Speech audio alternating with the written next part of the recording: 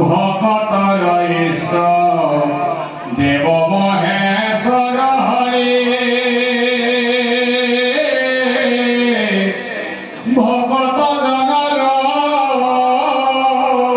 কল্পনা সাধা নানা অৱতাৰ ধৰি পতিত জনক কৰা অনুগ্ৰহ কল্যাণ সাধে তাহাৰ এতেকে পতিত পাৱন হে নয় প্ৰকৃত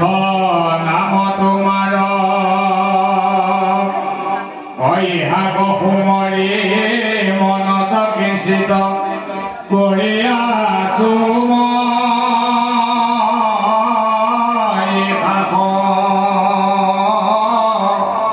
শৰণ শৰণ লৈলো নাৰায়ণ নকৰা মোক নৈৰাখ তোমাৰ দাসৰ দাস হৈ খোজো পুৰা মোৰ মনস্কাম সভাসদ জন কৰি একমন অজাকিব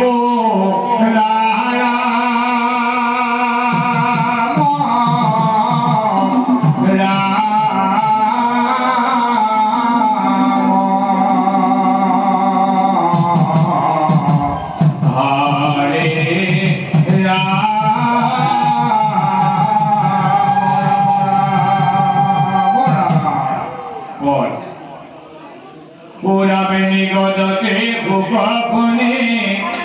লোকনি পোর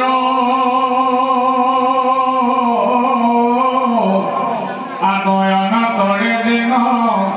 কথা মাধর কৃপা করে পাব লাগি প্রলয় জলত বৈশ্বরূপ ভোলা হরি হরি কে মনদ একান্ত ভগত যিটো চৰণে কৃষ্ণৰ তাখন বাৰ প্ৰিয় কৰ্মা দেৱ দামোদৰ ভগৱত বোধতে শুনি নৰেশ্বৰ এক কথা কহো মই আগতে তোমাৰ দিনতে ইটো তিনি লোক যত যায় বেতল মহাৰাজা প্ৰলয় জলত হেদে তিনি লোক বাকী সবে যাবে নাব হেন দেখি মনে কিছু নগৰে বাত্ৰাভ যিহেতু তোমাক অনুগ্ৰহৰ নৌকা এক পঠাই দিবো মহাৰণ মন আজি মহানৌকা সিটো বহল বিস্তাৰ আহিব তোমাৰ স্থানে পৰ্বত আকাৰ সপ্তঋষি গণে মুক্ত হৈয়া মহামদে সমস্তে ঔষধি বীজে তুলি পাতহি এই নৌকা মাঝে তুমি চৰি মহাশয় হয় ৰাম সমস্ত প্ৰাণীয়ে সাধু হৈবা নিশ্চয় অন্ধকাৰ মহাঘোৰ প্ৰলয় জলত নকৰিবা ভয় তুমি এই নিশ্চিত মনত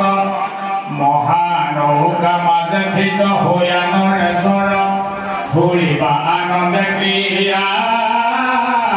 কৰি নিৰন্তৰ ঋষি সকলৰ জীৱক্ৰান্তি শৰীৰৰ কৰিবে প্ৰচন্ন অন্ধকাৰে নিৰন্তৰ ঘূৰাবে আৰু এক কথা শুনি সুগহন পবৰ কম্পমান হলো নাম বাবে প্ৰলয়ৰ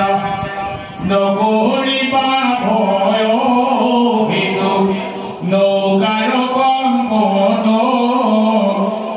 পৃথিৱীখনে